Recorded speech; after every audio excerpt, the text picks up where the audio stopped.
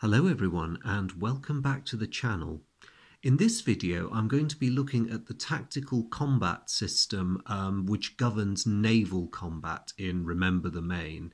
So what I'm going to do is I've picked a scenario, one of the two naval ones which is given in this game. This just so happens to be the Battle of Santiago, which was fought on the 3rd of July 1898. And it saw the destruction of the squadron of Admiral Cervera, which had been holed up in Santiago harbour with the US fleet bottling them in. And Cervera's objective was to make a break for the open sea because Santiago was in imminent danger of falling and he simply couldn't stay there anymore. So the US Navy, despite their advantageous blockading position, I should say, was caught off guard, and the Spanish, for a brief moment, might have got away with their surprise sortie, but the US Navy ships recovered themselves and in a rather epic battle completely wiped out their Spanish opposite numbers. So we'll see how well this is reflected in the game. Now, before I jump in, I'm just going to talk to you about the ship counters in some detail because as I said in my previous video, you get a string of numbers with these things, but it's handy to know what they are. So I'm just going to get something thin as a pointer because these counters are really tiny. So your standard ship counter, you have a silhouette. These are not ship specific. Instead, the game generically uses these to show a type. So in this case, a battleship, and this is USS Texas. The B denotes her type in battleship in this case. The really important bits are the numbers down here. So moving from left to right, they are heavy guns, light guns, hull strength, and lastly speed. Now, once you get used to this, it's a fairly standard format. The game makes it quite easy to remember. There is only one other rating that you see on small flotilla craft and some of the smaller cruisers and gunboats. That is the, if I can borrow the Spanish torpedo flotilla here, torpedo boat flotilla. That number 2 up there is their torpedo rating. So you will see that every now and then, but very few of the ships in this game have a torpedo rating. So the naval actions in this game are divided into 4 main stages, but not all of them take place every turn. So before you start the game, the first step is you form your battle line, and then once the turns get going, with the exception of turn 1, there is a disengagement step where one player or other can attempt to break off the action. The next step is the determining of range, and then after that there's the resolution of gunnery attacks, and then lastly the resolution of torpedo attacks. So to begin our game, the first thing both players do is to form their battle line. Now, normally the slowest fleet forms up first. If there is a tie, then the Spanish have to form up first. But in this case, unfortunately for them, because the USS Indiana is rather slow, the US Navy forms their battle line first. In a normal engagement, you have to form your line with your most powerful ships, i.e. your battleships, at the front of the column, followed by monitors and then cruisers and then destroyers and torpedo boats and so on. However, in this scenario, because the US side had a blockading mission, they can set their ships up in any order they like. So what they're going to do is set up their armoured cruiser Brooklyn leading the line, and she's going to be followed by the Indiana and then the Iowa, and then lastly the Texas, the older battleship in the US force. I'm just going to see if I can center the camera a bit there. So that's the US force set up, and now it's the turn of the Spanish. So because they are not blockading, they're sortying from harbour, they have to follow the setup with their most powerful ships ahead. So what they're going to do is they're going to have the armoured cruiser Cristobal Colon leading. She is going to be followed by the Oquendo, then the Infanta Maria Teresa, and then the Vizcaya, and then bringing up the rear will be the torpedo boat flotilla. So there we go, the Spanish are set up. Now, the Spanish have a 1 level speed advantage because their slower ships have a speed of 5. And if that is the case, during setup, the player with the speed advantage, if they're wishing to escape in this scenario, they can advance their fleet 1 space.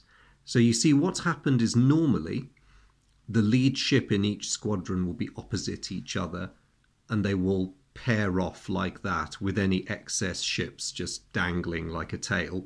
In a regular battle, the player with more ships can optionally leave out his excess ships.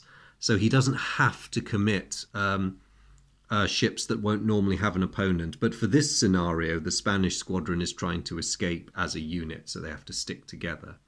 But taking advantage of their speed, they're going to try and give themselves a head start by doing that.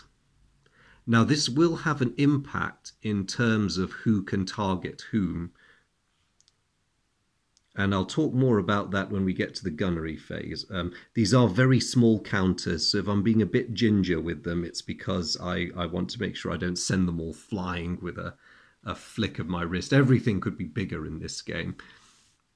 The only other things I'm going to show you before we start are my massively blown up, this is almost 200% photocopy of the naval gunfire and associated tables from the from the rule book. I alluded to the very fine print in the introductory video, and I wasn't kidding. My old eyes really need this.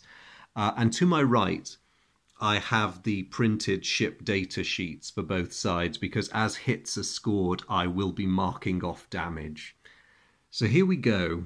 Let's get cracking. So the two sides have set up, and they are both they're both preparing to engage.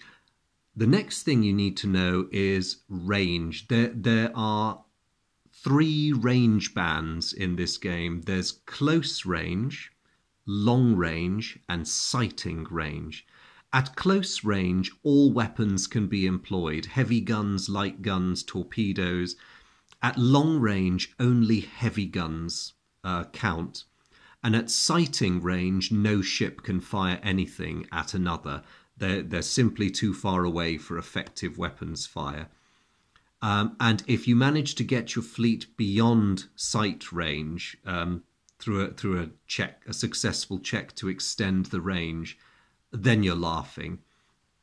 So we now come, having set up, to the disengagement phase. Now on turn 1, the disengagement phase is suspended, so we're just going to ignore that completely. Naval combat always begins at long range, so that's the range at which the fleets begin. But we now get to the range determination phase. The Spanish, according to this scenario's rules, cannot attempt to disengage until they have fought at least 1 combat round at close range, which means they're going to have to get close. This I think, is meant to represent their point of maximum danger when they were leaving Santiago Harbour, and the earliest reacting US ships had them basically hemmed in between the US ships and the coast, and they didn't have all that much wiggle room. So in order to fulfill the conditions to escape, I should say at this point, the Spanish objective is to escape with at least all of their cruisers. The US objective is to sink all the Spanish ships, so both have a bit of a difficult task. So during the change of range phase, both players declare their intentions. The Spanish wish to close the range to the US fleet. The US fleet is willing to let them do this because they want to maximize their firepower as well. So in a case where both players agree, the change of range automatically happens. So let's just indicate it by moving the counters a bit closer. The Spanish have closed and the US are willing to accept their closing. Now, if both had wanted to change the range and they'd wanted to do it in different ways, let's say the US had wanted to had wanted to close to close range and the Spanish had wanted to open to sighting range, then they would have had to have rolled off separate squadron checks to see if they were successful, starting with the faster squadron. And if both succeeded, then the range would remain unchanged. If one player had wanted to change the range and the other didn't, i.e. the other player was happy with the range as it was, then only the squadron which wished to effect a change would have to roll the check.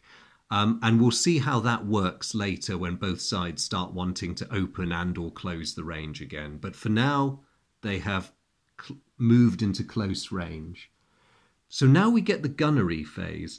And this is where it gets rather heavy on the old wristage. I have set aside a fair number of dice, and I'm going to need them. So with combat, ships always target the vessel opposite them. If you are not engaged directly, you can target a vessel that is adjacent to where your target would have been. So this is a bit awkward for the US player because the Cristobal Colon can target the Brooklyn, as can the Admiral Oquendo, but no one in the US fleet is able to bring any fire to bear on the Colon on this turn. So starting with the Colon, she has a heavy gun rating of 0, but a light gun rating of 3. So for each gunnery factor you have, you roll 2 dice, sum the result, and compare it to what's on this table here. So bearing in mind the Colon has 3 gunnery factors, and she's going to open fire at the Brooklyn, I'm going to roll 3 pairs of dice and we'll see what happens. None of these modifiers apply, so we just do a straight roll. She first rolls a 3, which is 2 points of damage to the Brooklyn. That's a great start for the Spaniards. She next rolls a 6, which is a hit. That LMT means that those particular types of weapons hit. So L is for light guns, and so it means on a 5 or a 6, heavy guns wouldn't do any damage, but anything else would. And I think that that's been constructed in that way to demonstrate just how inaccurate the heavy guns of the period could be. So by rolling that result, the Cristobal Colon has done really well and has inflicted yet another hit on the Brooklyn. And for her third and final shot, she rolls a 6, which is a 4th hit. The Spanish are really pouring it on. So coming over to the damage record sheets, the Brooklyn records 4 hits. Gunfire and its results in this game are considered to be simultaneous. So although it doesn't say so in the rules, my method of marking off current versus previous damage is to put 1 slash through a box first, and then at the end of the turn I will turn it into an X to show that it's now the previous turn's damage. And as the poor old Brooklyn has been hit really, really hard, now might be a good time to say what effects damage has upon ships. When the 0 box has been crossed off, a ship is considered sunk at the end of that round. Any hit on a ship, regardless of how many hits are inflicted in that when it receives that damage, reduces a ship's speed by 1, but the reduction is never greater than 1. So the Brooklyn for the rest of this scenario will be at speed 4, but she won't lose any more speed. Once a ship has been reduced to 0, then they're reduced to just 1 gunnery factor, and the owning player can choose whether it's their heavy guns or their light guns which have suffered this. It's probably in the US player's interest to say that his surviving weapon is a heavy gun, so at the end of the phase I'll mark that with a little H as a reminder. But for now, the poor Brooklyn has just endured an absolute thumping. Let's look at which Spanish ship is next in the line. It's the Admiral Oquendo. I'm going to fire her heavy guns first. So she's got 2 heavy gun ratings and 2 light gun ratings. So let's go back to the naval gunfire table. Heavy guns first. She rolls a 7 for the first one, which is a miss because only torpedoes would do damage on that result. She rolls a 2 for her next shot, Snake Eyes, ouch. So that's another 3 damage points. Now, in the interest of saving time, I'm going to cease fire on the Oquendo for now because the poor Brooklyn has taken enough hits to cause her demise by the end of the turn. So poor old Brooklyn, that opening salvo was devastating. But she does get to answer back before the end comes. So she has gunnery ratings of 2 heavy and 1 light. And she is going to spit defiance back at the Oquendo. So let's shift back over to the gunfire table. Brooklyn's first heavy is a miss on a 10. Her second heavy is a miss on a 5 because it's heavy guns firing, not light ones. Her light guns, ooh, she rolls a Snake Eyes as well.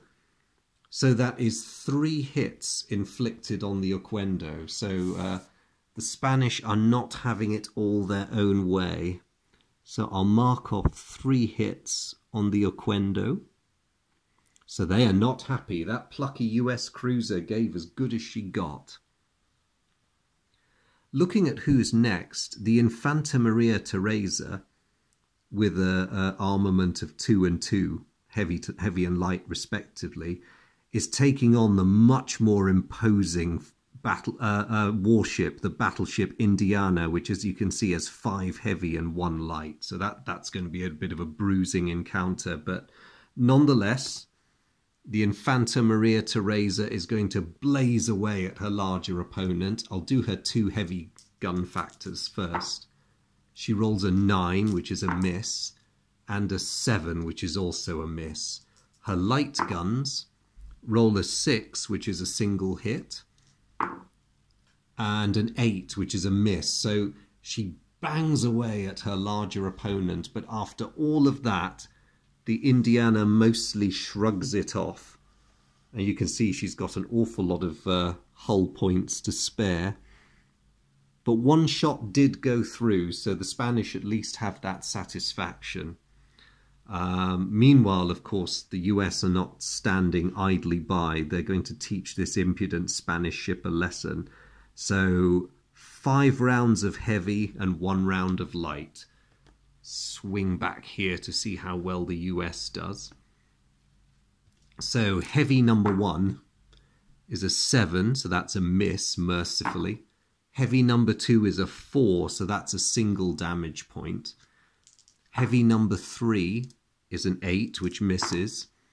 The next one is a 7, which also misses. And the final one is an 11, which also misses. So finally, their light guns fire, and that's a 9 for a miss as well. So the heavy guns roar, but miraculously, the Infanta Maria Teresa emerges from that only lightly damaged. Incredible. So we now move on. Next in line is the Vizcaya, taking on the equally imposing and terrifying Iowa. So I'm going to let the Spanish fire away first. Vizcaya's first heavy is a 6, which is a miss. Her second is a 3, which is 2 hits. Well done, Vizcaya. And now for her 2 light guns. 11 for a miss. And 7 for a miss as well. Not too bad, though. One of her heavies actually got through and did some damage to poor old Iowa there. Of course, again, Iowa's not going to just take that. So, as a reminder, Iowa is identically nearly armed to Indiana, 5 heavy, 1 light. And let's see what happens. So, heavy number 1, a 7, which is a miss. Heavy number 2, a 12, bad news for them. Another 7 for their 3rd shot. An 8 for their 4th. And a 10 for their 5th. So all the US heavy shots go into the water. And the light guns roll a 12. That's very unlucky. So Iowa is still trying frantically to get the range, while Vizcaya is already landing blows. And now we come to another unequal fight at the end of the line. The little Spanish destroyers with only one light gunnery factor are going to pepper the Texas. And the Texas is an older battleship, not that well armed, but she has the destroyers pretty outgunned. Let's see what happens. So the Spanish destroyers fire. They get a 10, which does nothing. The Texas will return fire, but I have to bear in mind, because her heavy guns suffer a penalty when aiming at torpedo boats. So they're going to have to add 2 to their heavy gun scores when they fire at the little Japanese. What am I talking about? The little Spanish destroyers. So heavy number 1 gets an 8 with modifier, so that misses. Heavy number 2 gets a 9 with modifier, so that's another miss. But what about their light guns? A 10 for the first one and an 8 for the second. So remarkably, the Spanish get away with it. So that's the gunfire done. And interestingly, the Spanish have had the better of this exchange. The US ships have not fared as well.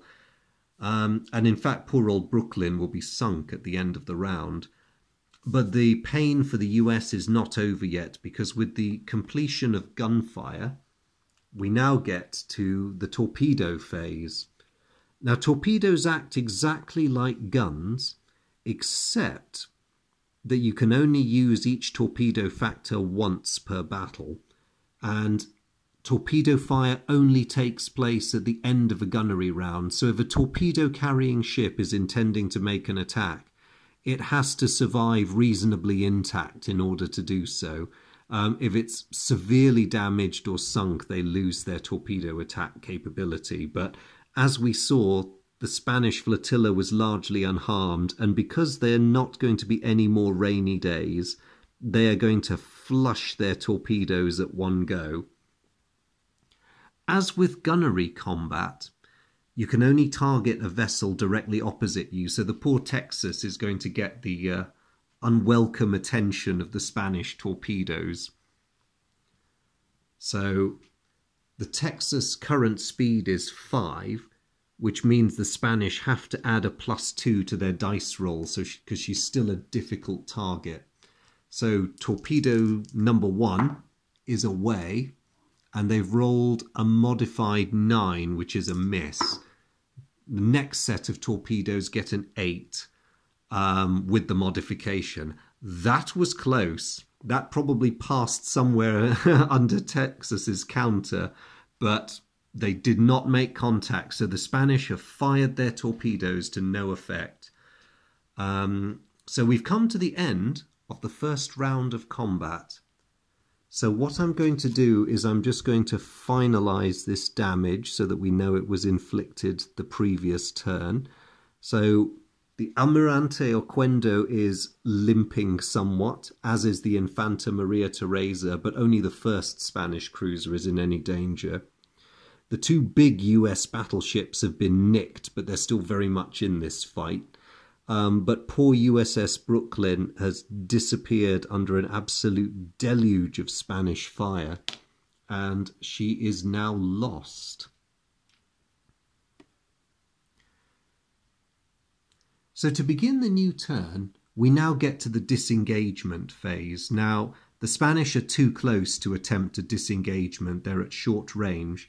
But comparing the speed of the 2 fleets, they are allowed to draw ahead by 1.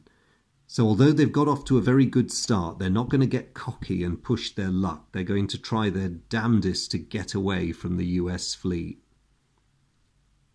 Now, because they've pulled so far ahead, and this is them taking a bit of a risk now, the Cristobal Colon and the Oquendo can no longer target their US opposite numbers, and similarly no US ship can target them. So the battle has now gone down to a contest between the Infanta Maria Teresa, the Vizcaya and the destroyers versus the Indiana, the Iowa, and the Texas. Now, for the range determination, things have become a bit different because the US probably wants to keep this range. The Spanish want to increase it. So the Spanish have to make a roll on the range table. And on a 1, 2, 3, they can't change the range. On a 4, 5, or 6, they can. And they apply what's called the squadron differential. Now, what that is simply the speed of the enemy squadron subtracted from the speed of their squadron. The slowest ship in the Spanish force currently has a speed of 4, whereas the slowest ship in the US force has a current speed of 3. So the Spanish get a +1 to their dice roll. Let's see whether they open the range.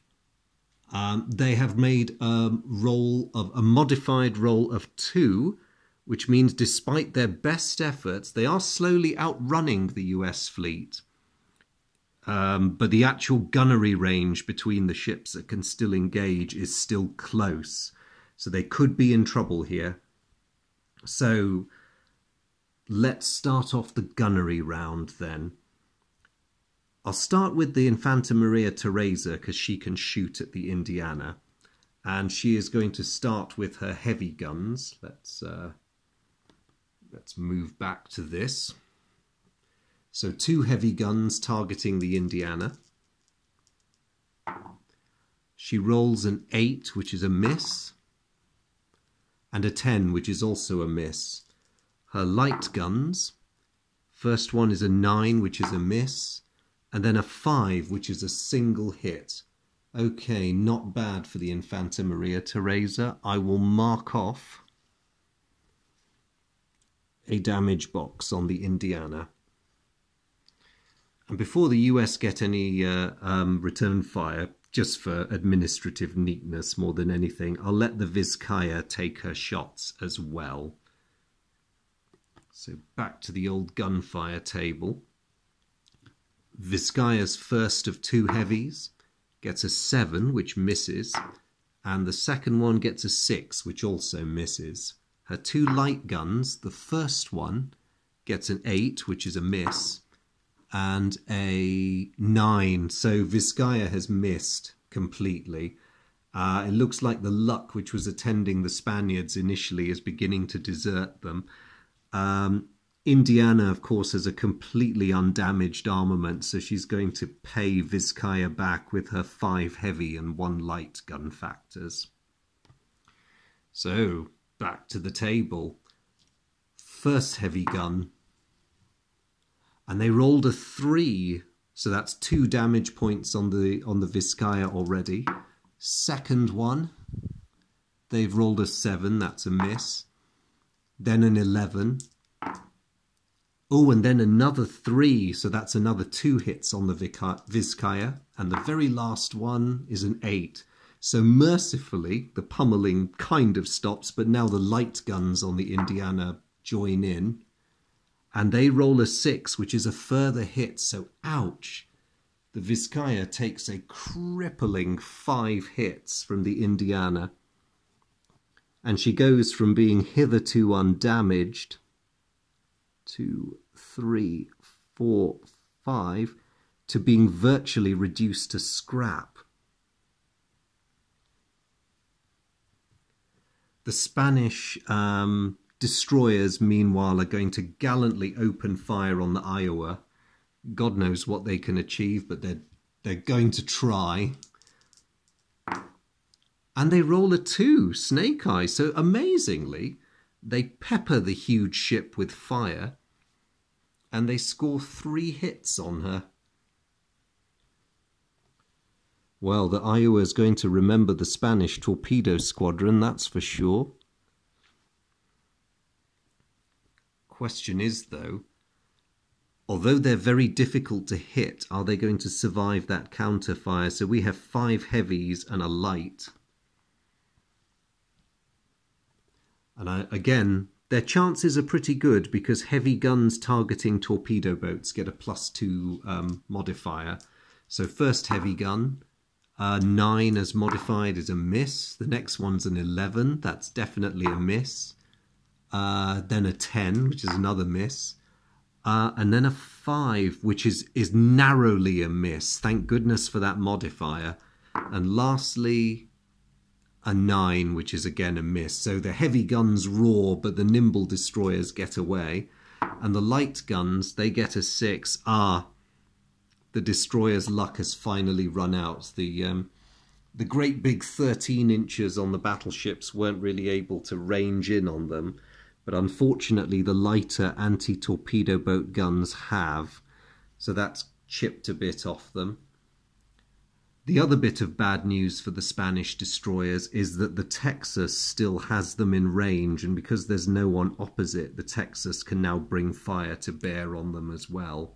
And she's bringing 2 heavy and 2 light guns to the party. So despite her age, the Texas pours the fire on. First heavy misses, second one misses as well. They got into the 5 or 6 brackets. Again, the torpedo boats are very lucky. They've got that modifier against heavy gunfire. But Texas's light guns are now ranging in, and one scores a hit with a 6, and the other thankfully misses. Now, if I remember rightly, the 3 Spanish destroyers that were part of this force were called Furor, Pluton, and Terror.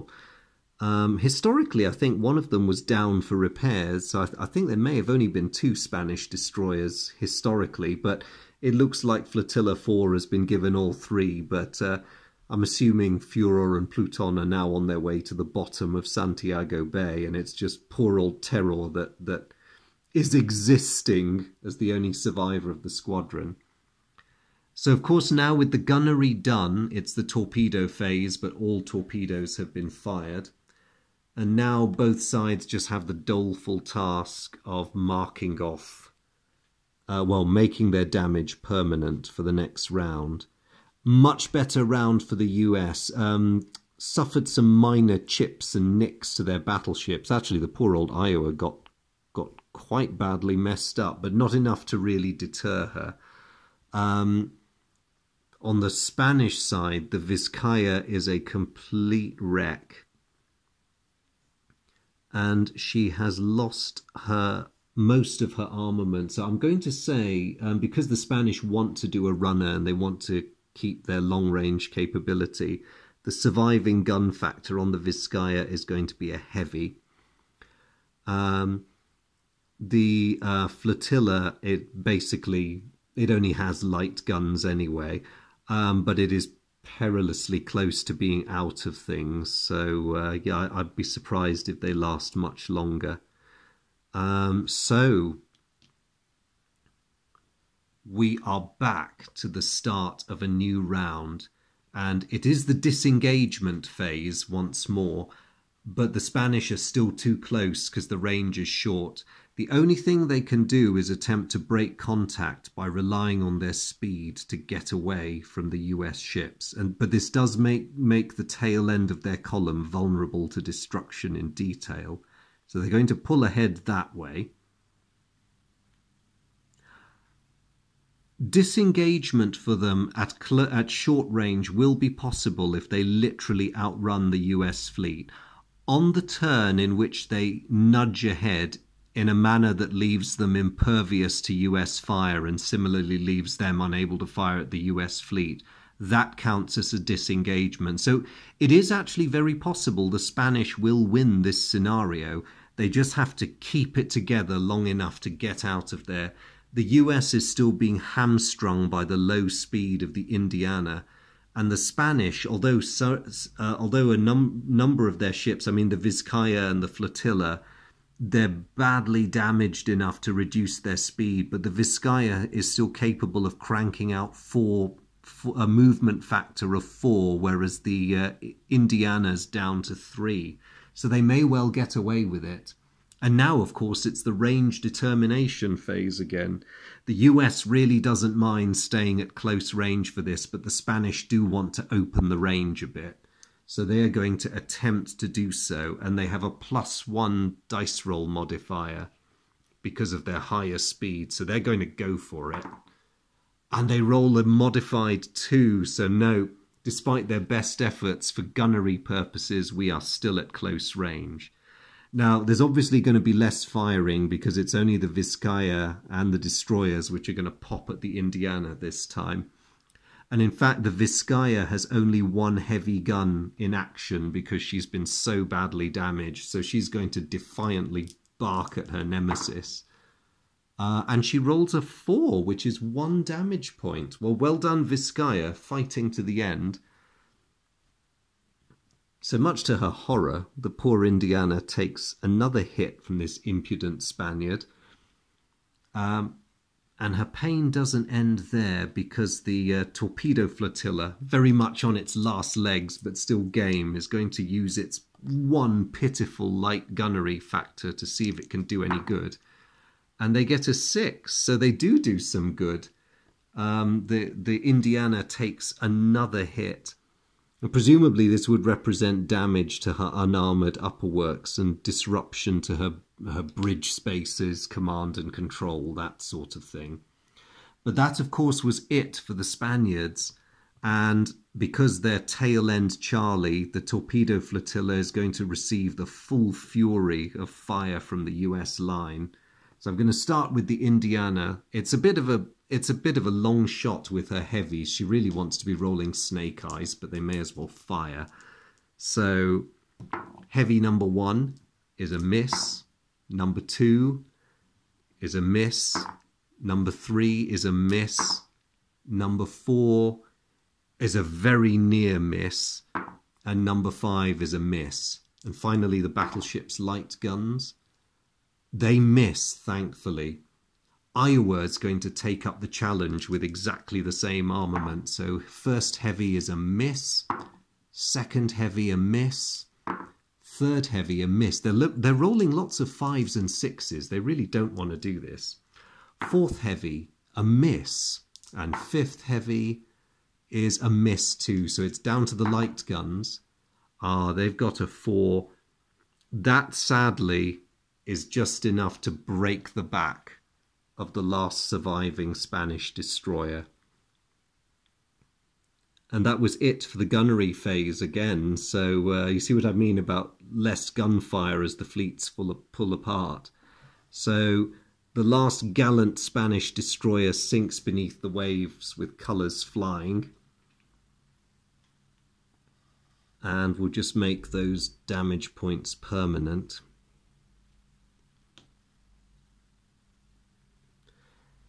So it's off to a new turn and disengagement, and I think this is the turn that's going to see a Spanish victory, because although they're still at close range, the surviving Spanish ships are able to pull ahead, and they have effectively broken contact by outrunning the US battleships. So much to the frustration and fury of the US force, the fast Spanish cruisers have made their getaway. Now, one wonders what sort of mischief they could get up to, particularly the state the poor old Vizcaya's in. They're really going to want to limp into another port fairly soon. But a very creditable effort by the Spanish, who not only managed to get away, they managed to inflict some fairly serious damage on the US warships. Now, perhaps as making decisions for the US side, I was a little too rash in permitting the Spanish to close. It occurs to me that if they tried their best to stay at long range, their advantage in heavy guns would have told against the Spanish anyway. They were always going to be at a bit of a disadvantage because the Spanish did have an advantage in speed.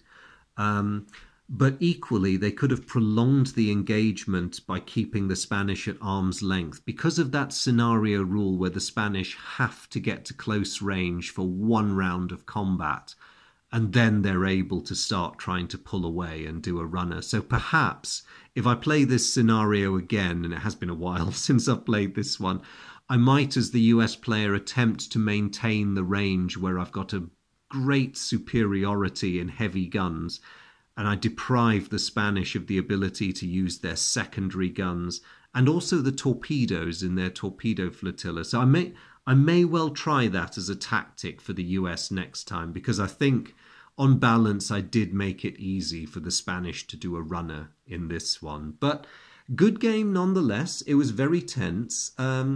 Yes, a lot of the US and Spanish decision making, it was heavily dictated by the conditions of this scenario. Usually you've got a bit more latitude to decide what you want to do. But that said, I'll stop rambling and post-morteming this battle. I hope that's given you a good flavour for how the naval combat system works in this game. That is pretty much all it is in the tactical sense. You are very much in the driving seat as an admiral, expressing your wishes to your captains, but at the end of the day, the fine granular detail of what goes on is out of your hands because you have a battle to run. But that said, although there's lots of dice rolling and a lot of randomness, I think there is a lot in this design that really accurately models the naval combat of the time. And I will return to this when I do a sum-up video, but I just want to say that in terms of the historical Battle of Santiago, the escape of the Spanish was something that could have happened. And if you're wondering about the gunnery table that doesn't seem to generate a huge number of hits, bearing in mind that the accuracy shown in this battle historically was very low, it is believed that only about 5% of all the ordnance discharged actually hit its target, and that a lot was down to the effects of individual shells causing a great deal of damage. It certainly wasn't frequency of hits at the Battle of Santiago, so I think that's very well modelled in this game. But I shall leave that there. I will at some point come back to this fairly soon, I hope, to show you how the land combat system works. And then after that, there'll be a final video where I show how the campaign game system binds the two together. But I hope this has been useful. Thank you very much for your company and for following me as I try to narrate what I hope was a fairly interesting battle. As always, it's amazing to see you guys, and thank you for tuning in. Bye.